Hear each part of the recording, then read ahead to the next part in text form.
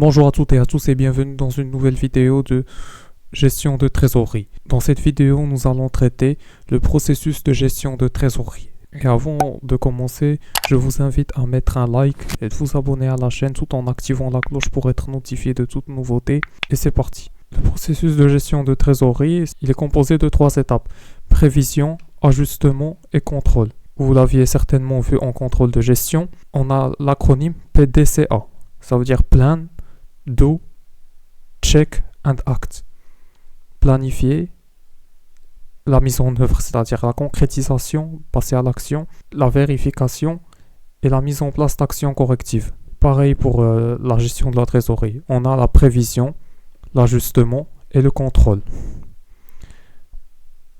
Et comme vous le savez tous, le budget de trésorerie, c'est un budget résultant. Contrairement au budget de vente qui est un budget déterminant. Le budget de trésorerie, il est la résultante de l'ensemble des autres budgets. Il vient en dernier lieu. Il synthétise toutes les entrées et sorties de fonds. On nous parle de prévision. Il s'agit d'anticiper dans la phase de prévision. On anticipe le besoin en financement à partir des encaissements et des décaissements. Ensuite, nous avons la phase d'ajustement. La phase d'ajustement, c'est ajustement, comme son nom l'indique, on aligne. Cela consiste à aligner les prévisions aux réalisations, à la mise en œuvre.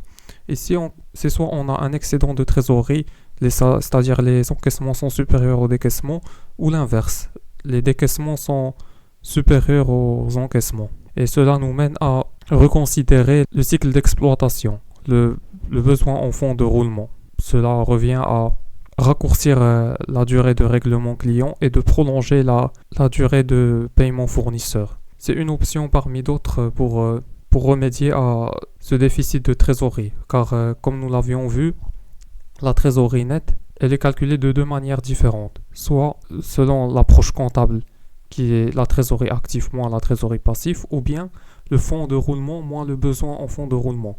Pour mieux comprendre ces notions, je vous laisserai dans la description les liens des vidéos relatives à l'analyse financière et à la comptabilité. Vous les trouverez dans la description. Et en dernier lieu, nous avons la phase de contrôle.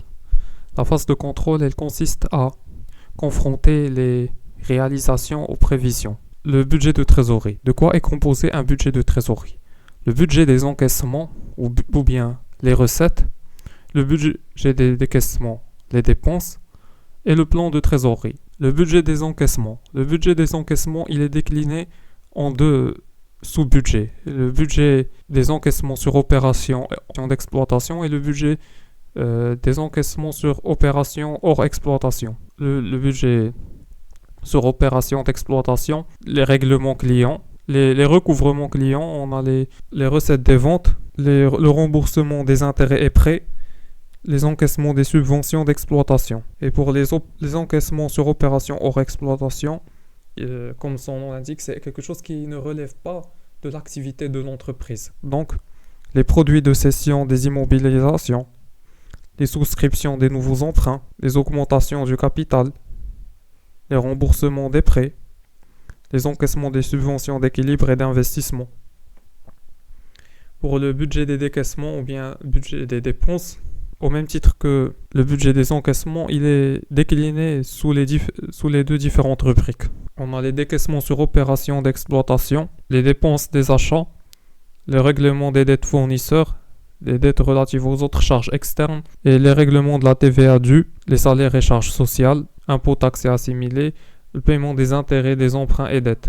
Et on a les décaissements sur opération hors exploitation, qui est décliné, qui est réparti entre les acquisitions des immobilisations, le paiement des impôts sur les sociétés, le règlement des acomptes et des reliquats de l'IS, les remboursements des dividendes, les remboursements des emprunts, ici on fait référence au capital, les diminutions du capital, car le capital aussi il fait l'objet d'une réduction, les règlements des amendes et pénalités, l'octroi des nouveaux prêts et des subventions. Et pour le plan de trésorerie, c'est la synthèse des encaissements et des décaissements. Et on a finalement le plan de trésorerie. Le plan de trésorerie, il récapitule, c'est une synthèse des encaissements et décaissements prévisionnels effectués par l'entreprise, ou bien la situation prévisionnelle de l'entreprise, la situation à court terme. Comme je l'ai dit, la trésorerie peut être soit excédentaire ou bien déficitaire. Quand elle est excédentaire, elle doit faire l'objet d'un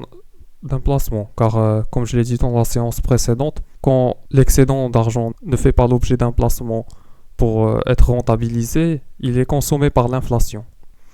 Et en cas de déficit, il faut trouver des moyens de remédier tels que, comme je l'ai énoncé, il faut jouer sur les variables de durée règlement client et paiement fournisseur.